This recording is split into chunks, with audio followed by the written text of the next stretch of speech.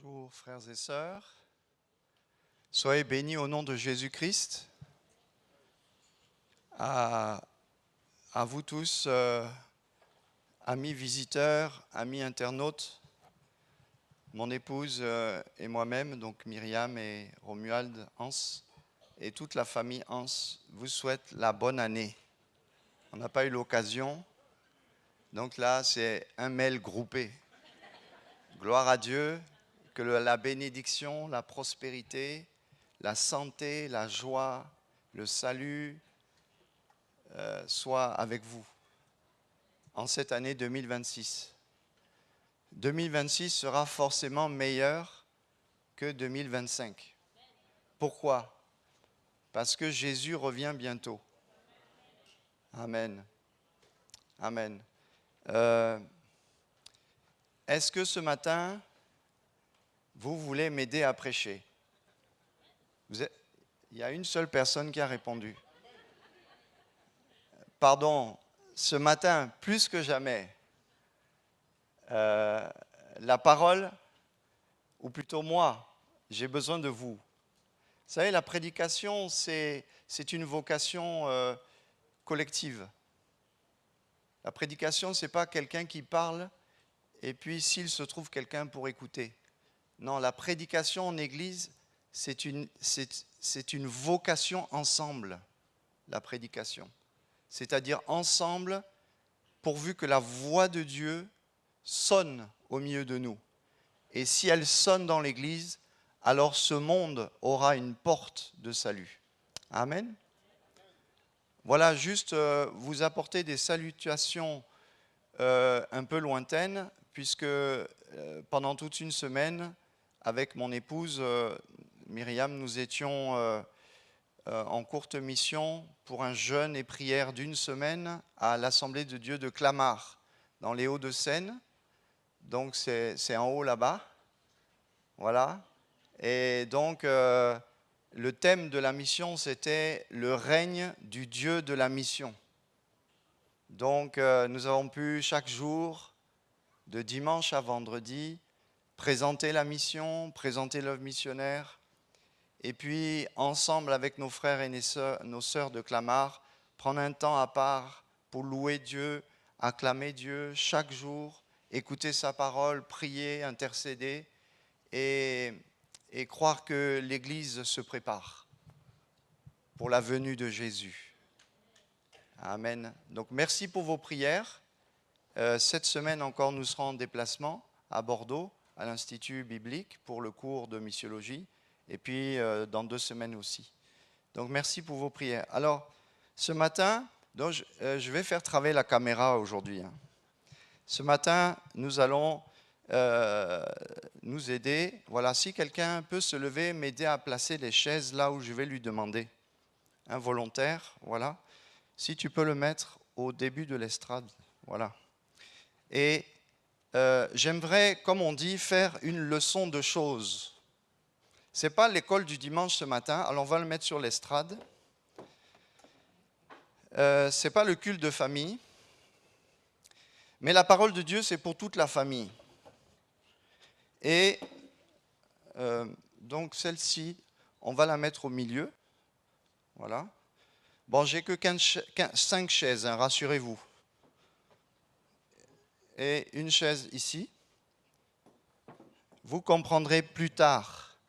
La Bible dit qu'il faut d'abord croire et après vous allez comprendre. Et enfin, ici. Voilà. Ces 5 chaises sont des petits objets, mais vont beaucoup nous aider. Voilà. 5 chaises. 5 chaises. Voici le début. Voici la fin, nos 2 murs. Le titre du message, c'est « Salaire injuste ou éloge de la grâce ». Venez lire avec moi Matthieu 20. Lire avec moi une parabole de Jésus. Matthieu 20, versets 1 à 16.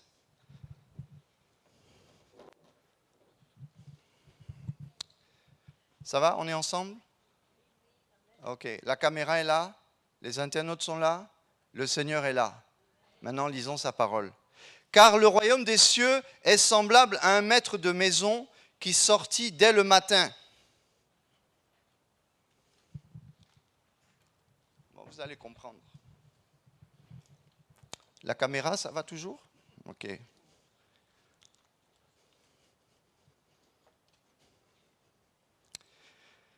Car le royaume des cieux est semblable à un père de famille qui sortit dès la pointe du jour afin de louer des ouvriers pour sa vigne. Et étant convenu avec les ouvriers d'un denier par jour, il les envoya à sa vigne.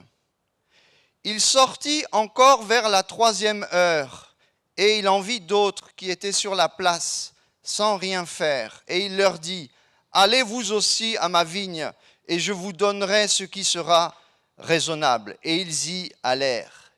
Il sortit encore vers la 6e heure, et la 9e heure, et il fit la même chose.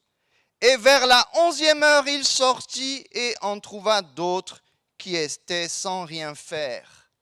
Et il leur dit, « Allez vous aussi à ma vigne, et vous recevez ce qui sera raisonnable. » Quand le soir fut venu, le maître de la vigne dit à son intendant, « Appelle les ouvriers et leur payer leur salaire, en allant des derniers jusqu'au premier. »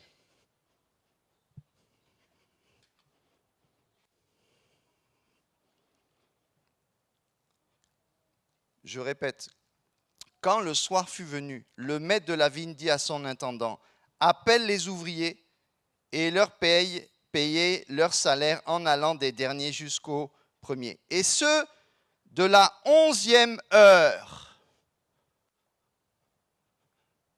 étant venus, ils sont venus jusque-là, avec jusque cela, tous.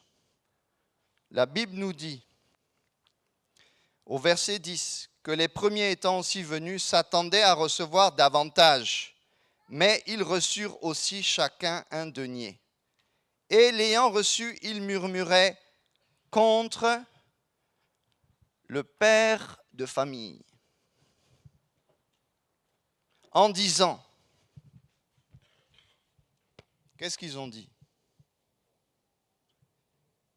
Ces derniers n'ont travaillé qu'1 heure et tu les as égalés à nous, qui avons supporté le poids du jour et la chaleur. Mais il répondit et dit à l'un d'eux, « Mon ami, je ne te fais point de tort.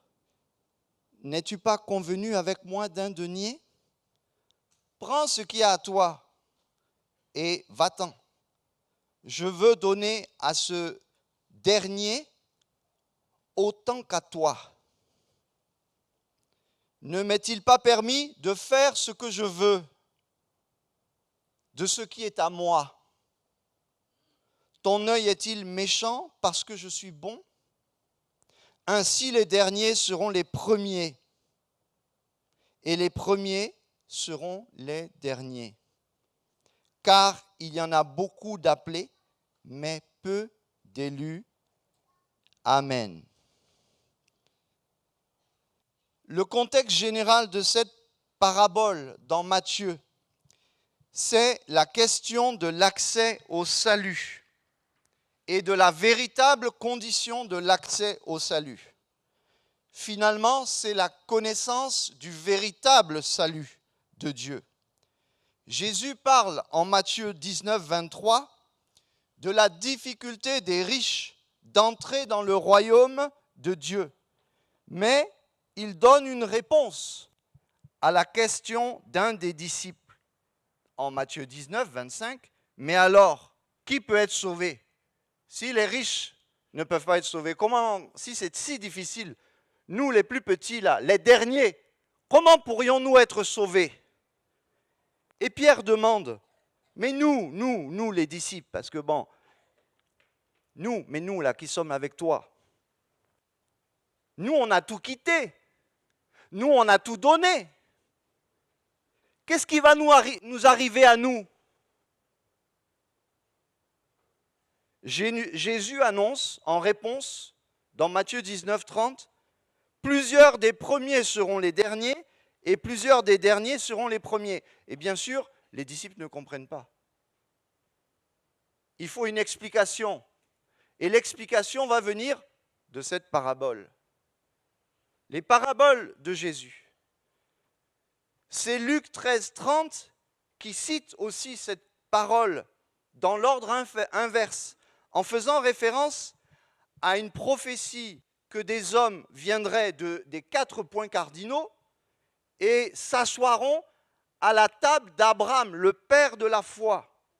C'est-à-dire que les gens sont sauvés dans le royaume de Dieu vont venir de lieux improbables, de situations improbables. Ça va nous surprendre, frères et sœurs.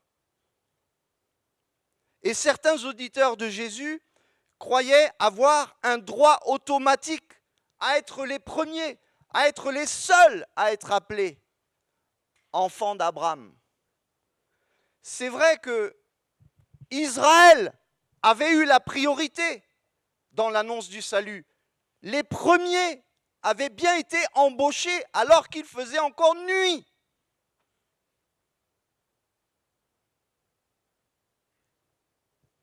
Dans la nuit noire de l'humanité, Dieu a choisi un homme dans la nuit et l'a sélectionné pour en faire un peuple nombreux aux premières heures de ce monde. C'est vrai qu'Israël avait eu la priorité. Dieu n'a jamais renié ça, jamais, et encore aujourd'hui. Mais Jésus constatait qu'Israël, du temps de Jésus, et que ses représentants se jugeaient par leur comportement, par leurs paroles, indignes du royaume de Dieu. Et les disciples, qui étaient des Juifs, on est au chapitre 18, parce qu'en fait, il y a tout le contexte de cette parabole. On est au chapitre 18 de Matthieu, et le comportement même des disciples montre qu'ils n'ont rien compris. Parce que le chapitre 18 commence que, je lis avec vous, le chapitre 18 commence, et c'est le fond de cette parabole. À cette heure-là, les disciples vinrent à Jésus et lui dirent « Qui est le plus grand ?» Voilà, ils ont passé X temps avec Jésus. Il y a le sermon sur la montagne, il y a des guérisons, il y a une œuvre de Jésus. Ils voient Jésus à l'œuvre et puis ils n'ont toujours pas compris. Et ils viennent demander à Jésus qui est le plus grand. C'est-à-dire qui est le premier, on veut savoir. Qui est le premier de la classe? Qui sera les premiers? C'est-à-dire ils sont centrés sur eux. Ils n'ont pas vu, ils n'ont pas compris qui est Jésus.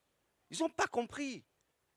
Et des fois, nous, on est là, le temps passe, les heures passent, mais il me semble que je n'ai pas compris alors qui est Jésus.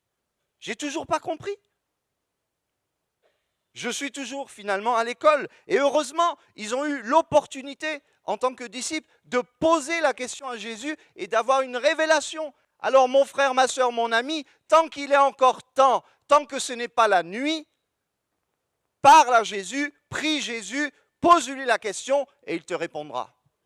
Et il t'expliquera. Et il se révélera. Parce qu'aujourd'hui, c'est un temps où le Saint-Esprit nous révèle et nous parle et nous rappelle toutes choses afin que nous soyons édifiés et forts pour traverser le jugement qui est à venir. En Israël, certains pensaient que parce qu'ils avaient l'ancienneté de la connaissance du Dieu d'Israël, que c'est eux qui occuperaient la première place, qu'ils seraient toujours en tête, que même si quelqu'un était béni, après eux, ils auraient toujours quelque chose de plus. Et certains pensaient que l'appartenance familiale ou bien tribale constituait leur passeport de la perfection. C'est le diagnostic du chapitre 19 de Matthieu. Le jeune homme riche, il pensait que, mais j'ai fait tout ça depuis le début. D'ailleurs, Dieu m'a béni, regarde, je suis riche. Celui qui était là, ancré dans sa tradition, dans sa loi, il pensait qu'il était le premier. Au chapitre 19. Mais là, tout le monde tombe de haut. Parce que Jésus dit une parole, vous savez, Jésus, il nous dégonfle.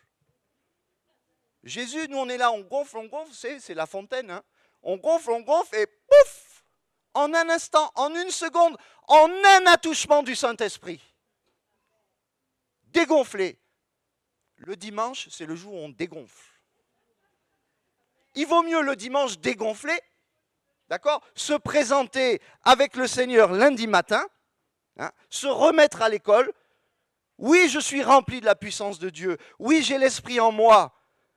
Mais l'humilité de ceux qui sont arrivés à la dernière heure et qui disent, mais toute la journée nous étions là et personne ne nous a embauchés.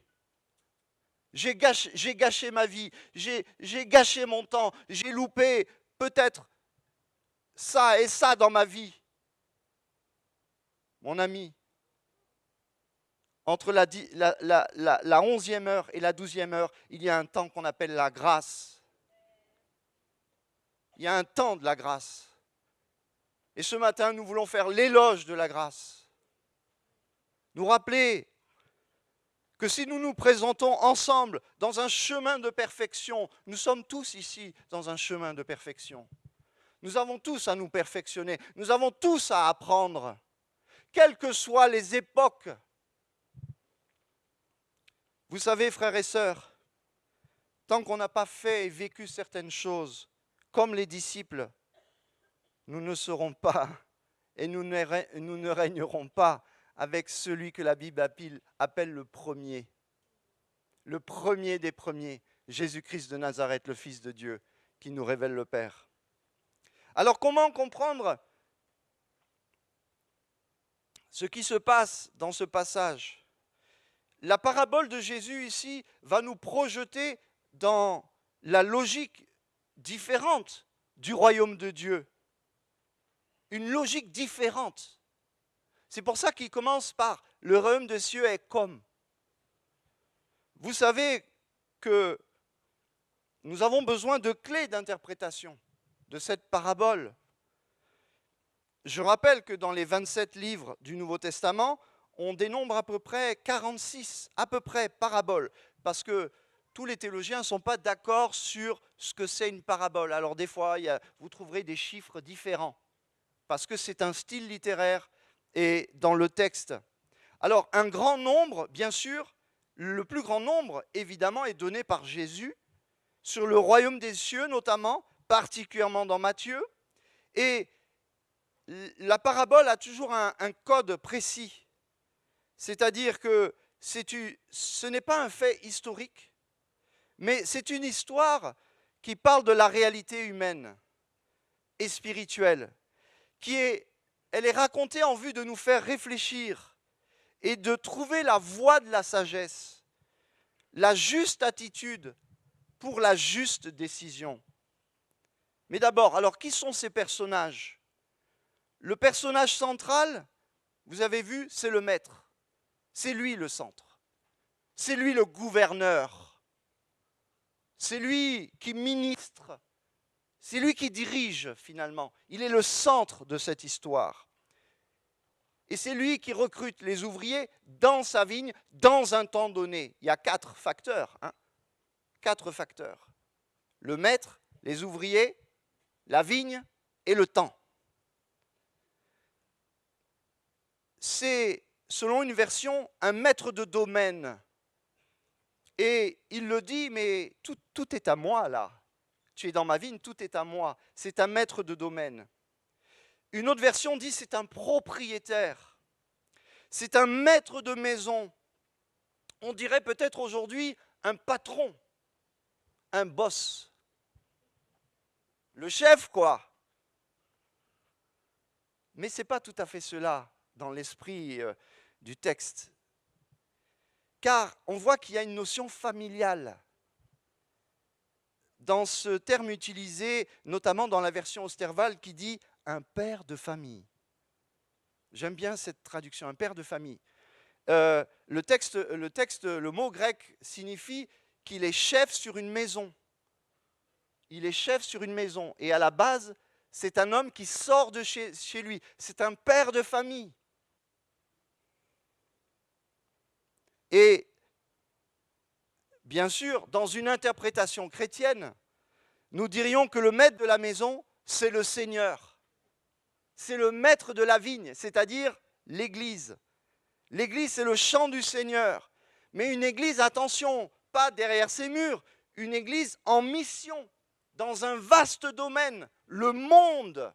La vigne, c'est le monde. La vigne, c'est l'espace du salut, partout où il se trouve des hommes, c'est-à-dire des ouvriers.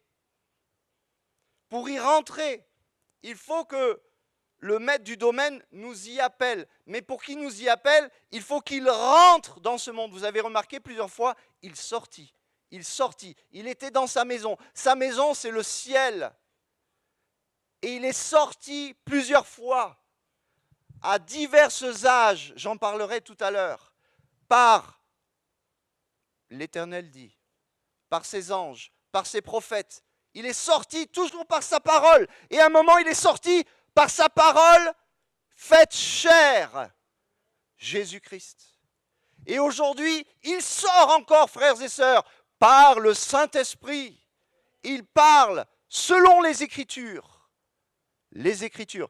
L'Esprit Saint ne parle jamais sans les Écritures. Toujours avec les Écritures. Les ouvriers sont le troisième personnage, finalement, du décor. Et ils sont en 5 groupes. En 5 groupes. Dont un qui est réuni, celui de midi et celui de 15 heures, dans la parabole.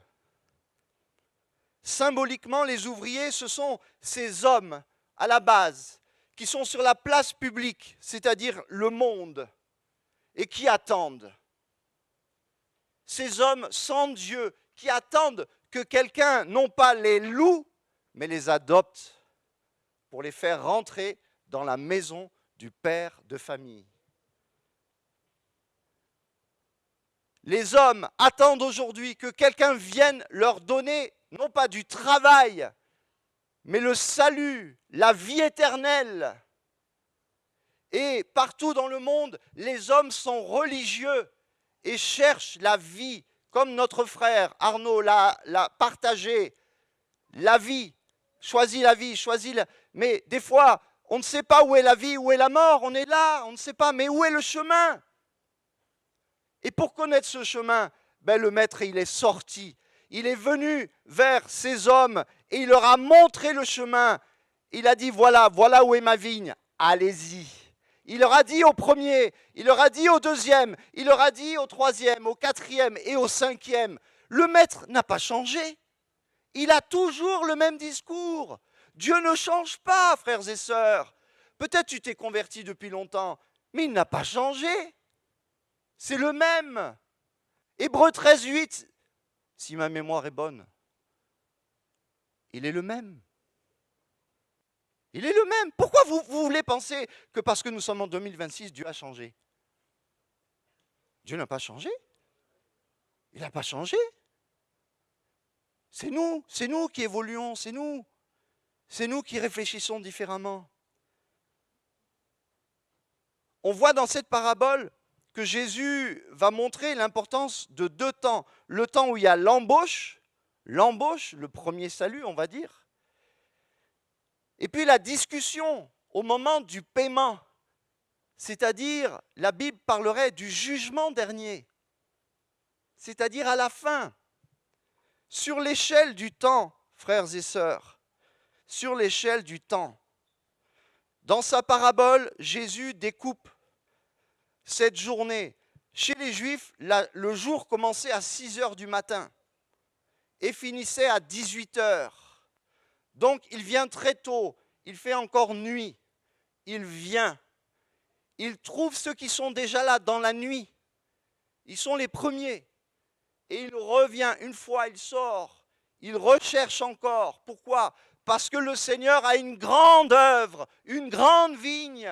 Et au fur et à mesure du travail, on découvre le travail. Comment veux-tu répondre à l'appel missionnaire si toi-même déjà tu ne te lances pas dans le travail, si tu ne te laisses pas recruter? Alors peut-être tu n'es pas venu à la première heure, mais viens à la deuxième. Si tu n'es pas venu à la deuxième, viens à la troisième. Si tu n'es pas venu à la troisième, viens à la quatrième. Si tu n'es pas venu à la cinquième, viens à la cinquième. Mais à un moment, il faut venir. Il y a un moment, il faut venir, parce qu'après, c'est fini. Le jour se termine. Il vient un temps où la Bible nous dit que les hommes, on ne pourra plus travailler.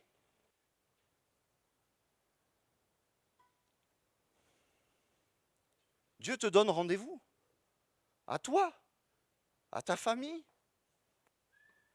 à tous les domaines de ta vie. La Bible nous dit que le royaume des dieux est semblable au royaume des cieux à un maître de maison qui sortit dès le matin. Il est sorti de grand matin. Le texte original précise et dit à l'aurore. On voit donc que le soleil est en train de se lever, mais il n'est pas encore là. Frères et sœurs, on peut précéder la mission. N'attends pas d'être, je ne sais pas moi, un Superman de la foi.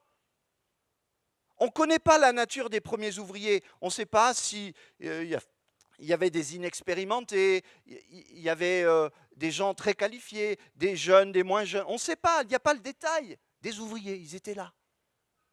Ils étaient là déjà.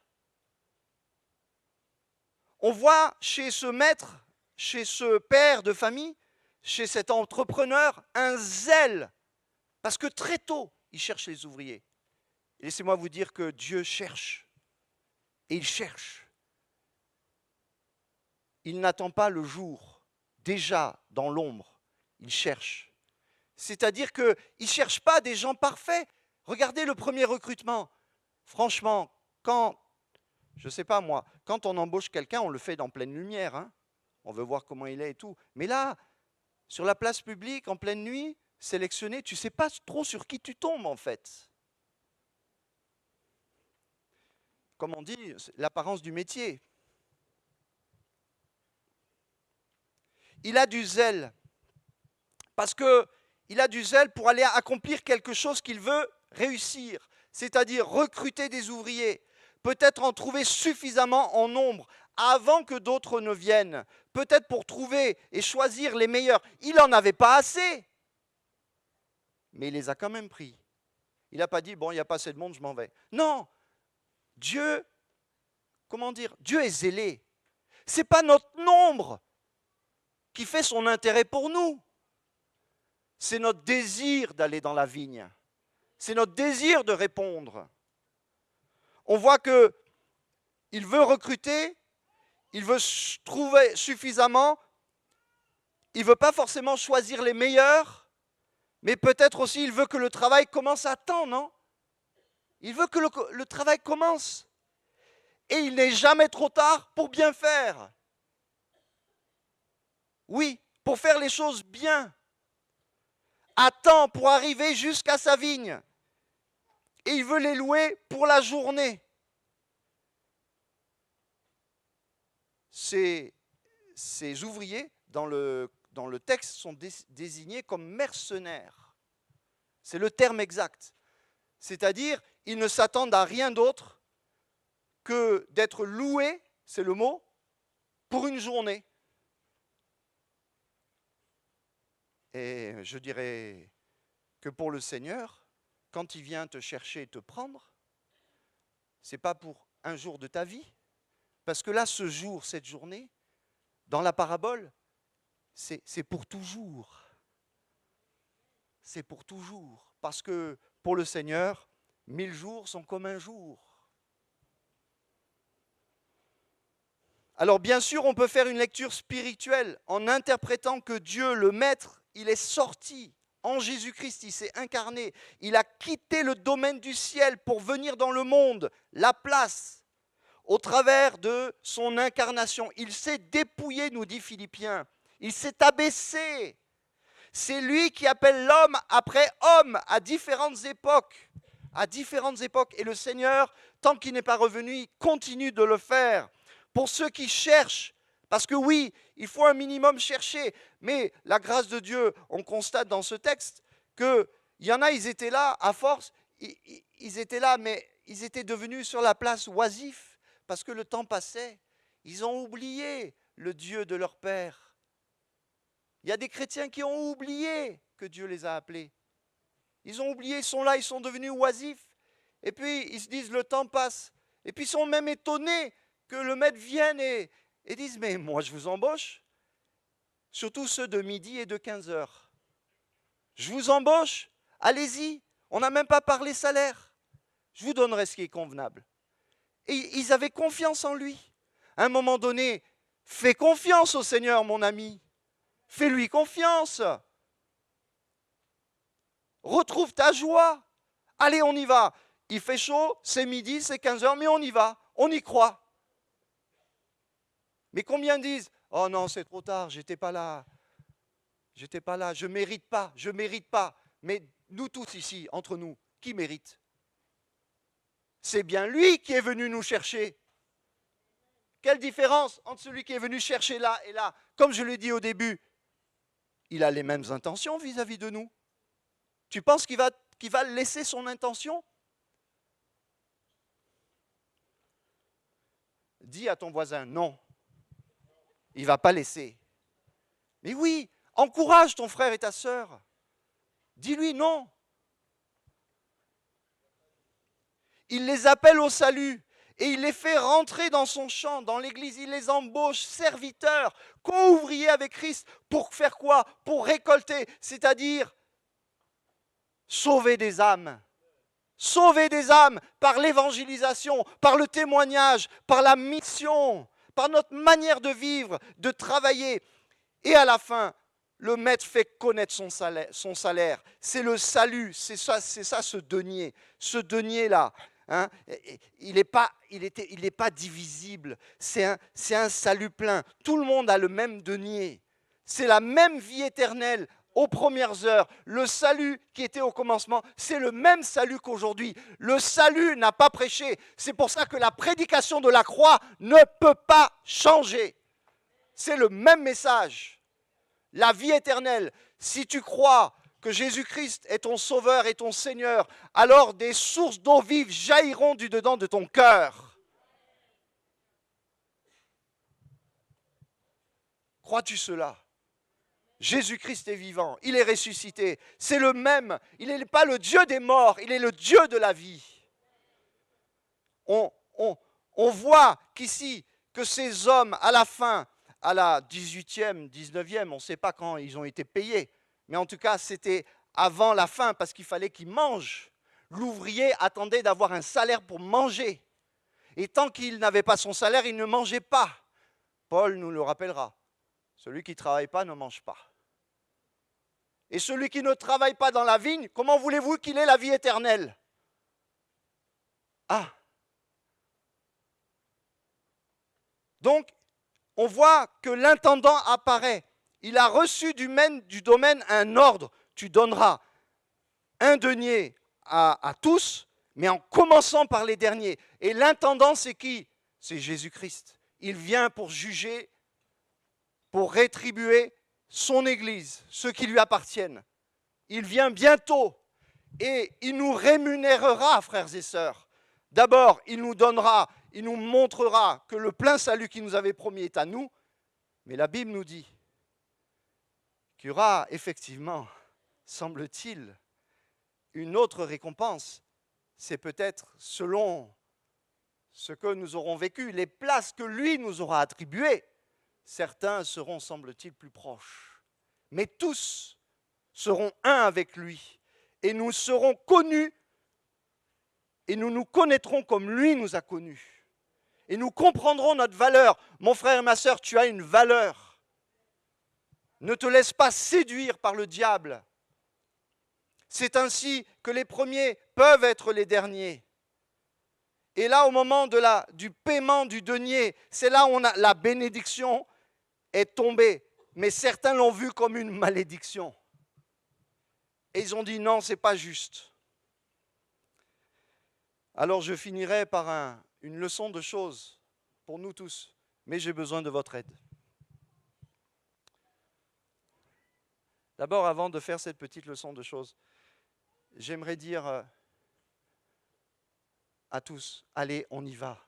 On va dans la vigne. Hein? En 2026, on y va. Que tu te juges de la première, de la deuxième, de la troisième catégorie, je ne sais pas quoi. Mon ami, viens, allons-y. Le maître nous appelle, allons-y. Amen. Amen. Alors, si on a 5 minutes, j'ai besoin de votre aide. Il va dire, oui, mais il nous l'a demandé, mais parce que je vous connais, c'est pour ça que j'insiste. J'ai besoin d'un enfant de 10 ans. Ah, là, il y en a un, il s'est tourné. Ah, on parle de moi. J'ai besoin d'un enfant de 10 ans. S'il te plaît, si tu as un enfant de 10 ans, garçon, fille, comme tu veux, viens, j'ai quelque chose pour toi. Viens. Je n'ai pas de cadeau, hein, mais viens quand même.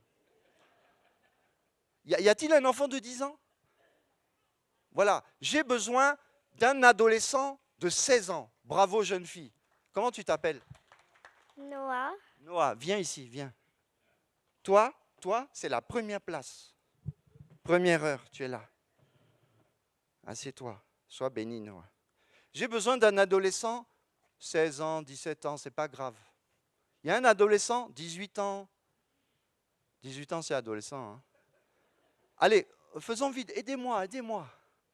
Aidez-nous, aidez l'Église. Vous êtes où là? On va vous localiser.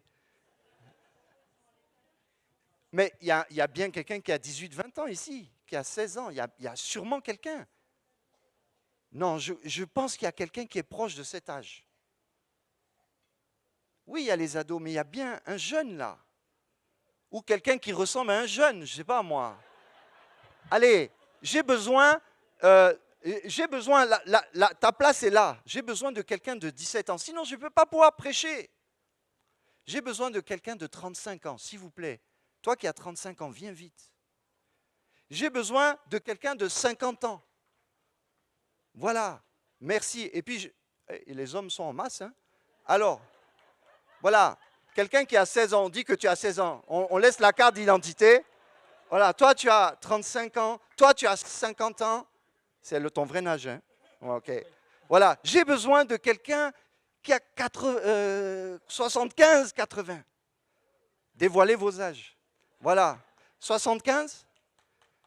Voilà, mettez-vous là.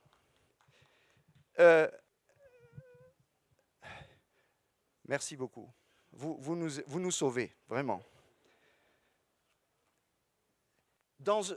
C'est un enseignement pour vous dire que quand vous lisez les paraboles, il y a plusieurs niveaux d'interprétation. J'ai parlé du salut. J'ai parlé de la mission. On pourrait prêcher 10 messages sur ce passage, 15, 20. Depuis 2000 ans, on prêche sur ce passage.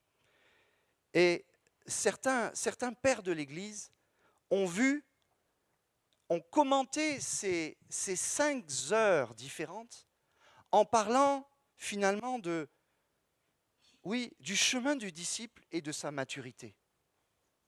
Du chemin de la maturité. Ici, là, à la première heure, dans cette parabole, c'est le petit matin. C'est l'image de l'enfance, de l'enfant embryon qui naît, qui devient enfant, il reste enfant. C'est le crépuscule, c'est le crépuscule de l'humanité, c'est le début de la Bible. C'est le début. Quand vous lisez votre Bible, pensez à la parabole. C'est le début de la Bible. C'est l'âge de l'enfance comme celui d'Adam. Comme celui d'Adam. Une forme d'innocence. Vous savez, quand on vient à la foi, et là, j'aimerais que vous transposiez, parce que ce n'est pas qu'une question d'âge véritablement. Parce qu'on peut être enfant là, mais être vieillard dans sa tête. Comme les pharisiens, comme les disciples même, ils ne comprenaient pas. Et dans Matthieu 18, Jésus parle, si ma référence est juste de mémoire, qu'à un moment, il demande à être grand. Qui est grand? Et Jésus dit, appelez-moi un enfant. Appelez-moi un enfant. Il dit, prenez son exemple. On peut être jeune et être vieillard dans sa tête. On peut être, excusez-moi, vieillard, vieux, c'est un signe de respect, hein, vieux, et être jeune dans sa tête, être frais, comme les ouvriers de la 11e heure.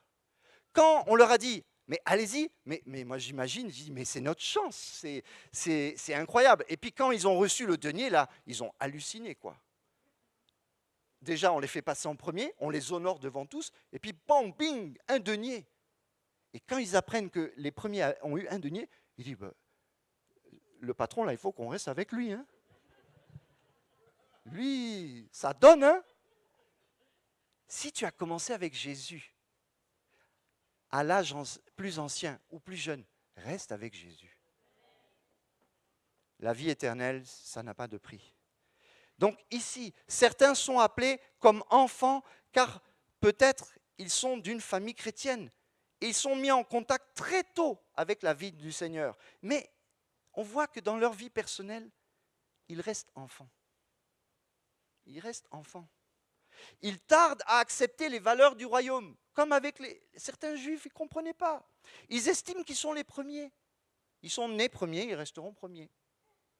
Et là, ils sont bien dans leur cœur, selon eux, jusqu'à ce qu'une expérience les rappelle que non, tu peux être premier, à la fin tu es dernier. Et ils ne comprennent pas des fois le sens de leur mission. C'est pour ça que nous devons enseigner les enfants sur leur sens de la mission. Ils ont eu l'opportunité de comprendre très jeunes, mais ils ne l'ont pas saisi. Et ça nous rappelle que tout est par grâce et non pas par la loi. Il ne faut pas taper un enfant parce qu'il n'a pas compris. La Bible nous dit que c'est l'époque d'Adam et de Noé. Certains interprètent l'époque de l'enfance, Adam et Noé. Et à partir de la 3e heure, c'est l'époque de Noé jusqu'à Abraham, dans le découpage des âges de l'humanité. Et puis arrivé de Abraham, c'est de Abraham à Christ. C'est les deux qui sont ensemble ici.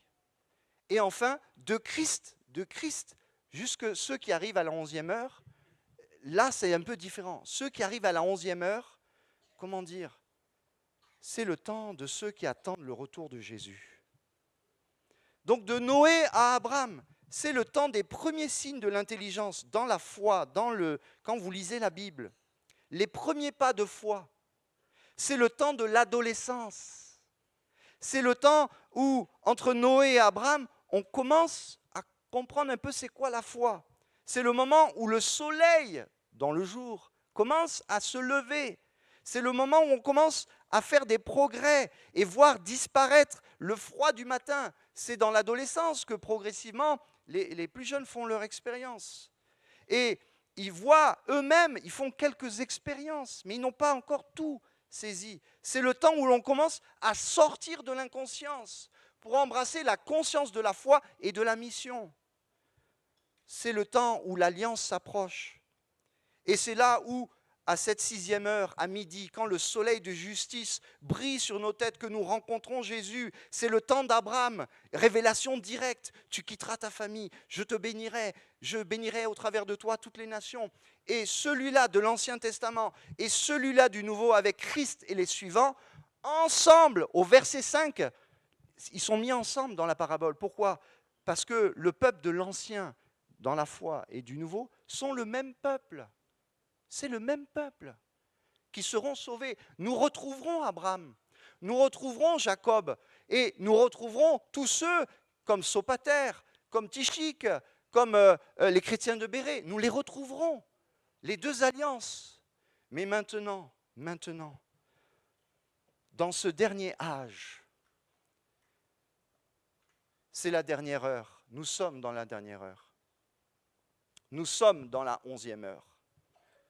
C'est l'âge tourné vers le retour de Jésus-Christ. C'est le moment où on attend notre récompense, où l'Église attend sa récompense. Mais il y a encore du travail. C'est l'aurore du monde. C'est l'âge des vieillards qui n'ont plus que l'espérance. Car oui, à un certain âge, on commence à faire le point sur notre vie. Et on se dit, j'aurais pu faire ci, j'aurais pu faire ça. Mais ce n'est plus le temps des regrets, c'est le temps de l'espérance. C'est le temps de la prière, c'est le temps de l'attente, comme Anne et Siméon.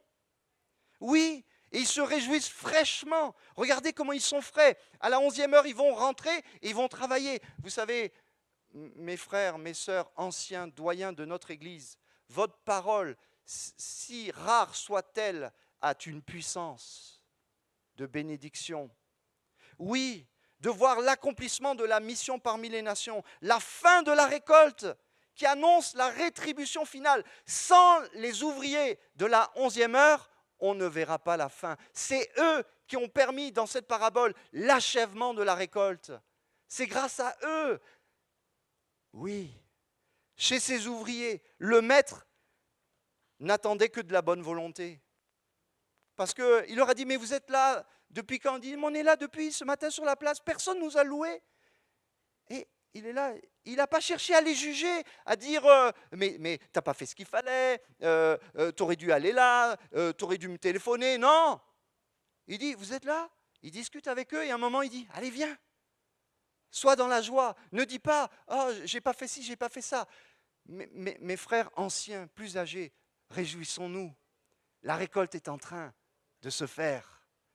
Encouragez les plus jeunes, encouragez ceux qui étaient là avant, parce que j'imagine qu'à la 11e heure, quand ils sont rentrés là, les autres qui étaient là avant, ils ont dit, ça y est, ils vont nous faire la leçon. Nous, on est là depuis là, on est au soleil depuis là, ils vont nous faire la leçon. Mais ils n'ont pas fait la leçon. Ils sont rentrés, ils ont travaillé, ils ont défendu, ils ont plaidé. Allez, on va finir la récolte. Et ils ont fini. Alors, chez ces ouvriers, de la dernière heure, le maître n'attend que de la bonne volonté. Et je pense que dans l'Église des derniers temps, Jésus attend de la bonne volonté de nous. Même tardive, ils n'attendent pas le déploiement de force. À la 11e heure, ce n'est plus le temps de montrer tes muscles spirituels. Sous le soleil, on n'attend plus ça. Il faut la sagesse. Peut-être la force liée à la jeunesse, l'innocence liée à l'enfance, ou le bénéfice de la maturité.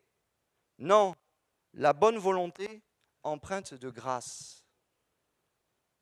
Alors en cette année 2026, et je remercie mes collaborateurs de toutes les générations, de témoins de la bénédiction de toutes les époques, 2026, mais Dieu n'attend de nous que de la bonne volonté.